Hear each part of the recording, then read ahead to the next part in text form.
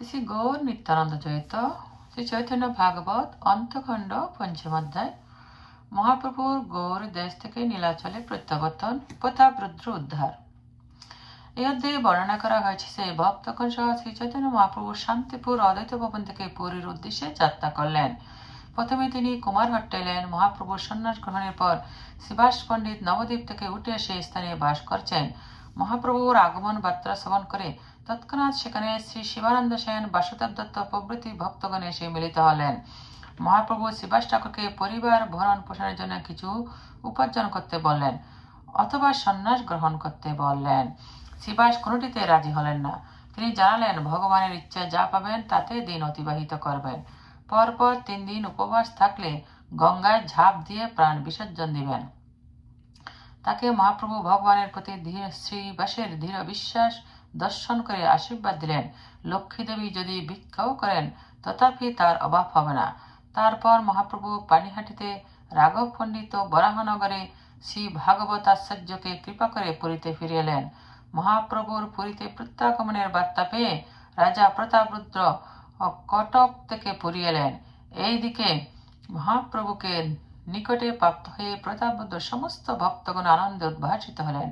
রাজা সার্বভৌম ভট্টাচার্য রামানন্দ রায়কে অনুরোধ করলেন মহাপ্রভুর সঙ্গে তার সাক্ষাৎ করাতে, কিন্তু মহাপ্রভু রাজ দর্শন করবেন না। তাই তারা রাজাকে আড়াল থেকে মহাপ্রভু নিত্য কীর্তন দর্শন করতে যুক্তি দিলেন। মহাপ্রভুকে কৃষ্ণ প্রেমের আবেশে ধুলায় ধূসরিত কলেবর ও মুখে নাকে লালা যুক্ত দেখে রাজা প্রতাপরুদ্র মনে সন্দেহ হলো।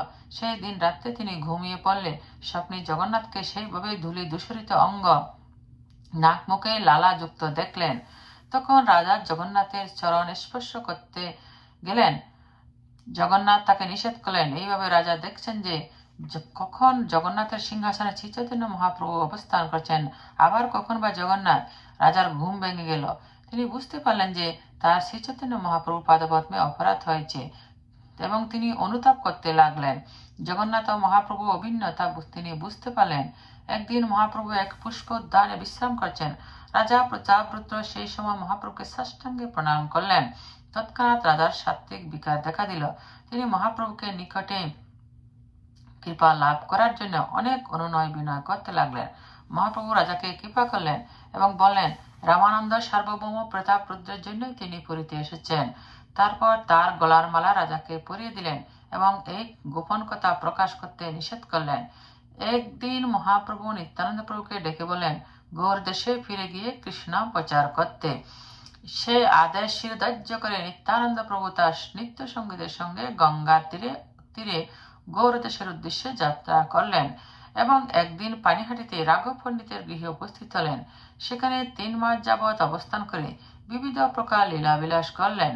একদিন তিনি গদাধর দাস প্রভুর গৃহে গেলেন এবং তার গৃহে যে গোপাল বিগ্রহ ছিল তাকে তুলে নিয়ে তার বক্ষে ধারণ করলেন ও গোপালভাবে ভাবিত হয়ে উদ্দণ্ড নৃত্য শুরু করলেন। মাধব ঘোষ নিত্যানন্দ প্রভুর ভাব দর্শন করে দান খণ্ডন লীলা কীর্তন শুরু করলেন। তা শ্রবণ করে নিত্যানন্দ প্রভু দানকালে কীর্তন করলেন। তারপর নিত্যানন্দ প্রভু সত্যগ্রামে উদ্ধারণ দত্ত সহ সমস্ত বণিক কুলকে কৃপা করলেন। তারপর তিনি শান্তিপুরে অদ্বৈত ভবনে এসে কিছুদিন অতিবাহিত করলেন এবং পরিশেষে তিনি নবদ্বীপে শ্রী শশী মাতার নিকটে এসে উপস্থিত হলেন। তাকে দর্শন করে শশী মাতা আনন্দ সাগরে নিমজ্জিত হলেন। এইভাবে তিনি শশী মাতার নিকটে অবস্থান করতে থাকলেন এবং হরিনাম প্রচার করতে লাগলেন। একদিন তার ইচ্ছে হলো বিবিধ অলঙ্কার পরিধান করতে। ইচ্ছা করা মাত্র সমস্ত আভূষণ বিভিন্ন দিক থেকে এসে উপস্থিত হলো। সেই সব আভূষণ পরিধান করে তিনি নগরে ভ্রমণ করতে লাগলেন এবং বদ্ধজীবদের হরিনাম দিয়ে উদ্ধার করতে লাগলেন। এই বহুমূল্য ভূষণ দর্শন করে এক ব্রাহ্মণ ডাকাতের লোভ হলো। বহু চেষ্টা করে সে ব্রাহ্মণ ডাকাত ব্যর্থ হলেন এবং পরিশেষে নিত্যানন্দ প্রভু শ্রীচরণে শরণাপন্ন হলেন। নিত্যানন্দ প্রভু সেই ব্রাহ্মণ ডাকাতকে তার দলবল সহ উদ্ধার করলেন। গ্রন্থকার পরিশেষে শ্রী নিত্যানন্দ প্রভুর পরিকরের বর্ণনা দিয়েছেন এবং তার নিজের পরিচয় দিয়ে এই অধ্যায়ের সমাপ্ত করেছেন। শ্রী গৌর হরির জয়গান। জয় জয় শ্রী গৌর সুন্দর সর্বগুরু, জয় জয় ভক্তজন বাঞ্ছা কল্পতরু, জয় জয় ন্যাসিমণি শিব কুণ্ঠনাথ জীবপতি কর প্রভু শুভ দৃষ্টিপাত ভক্ত গোষ্ঠী সহিতে গৌরাঙ্গ জয় জয় জয় জয় শ্রী করুণা সিন্ধু দয়াময় শেষ খণ্ড কথাবাই শোনো এক মনে শ্রী গৌর সুন্দর বীর বিহরিলেন যে মনে।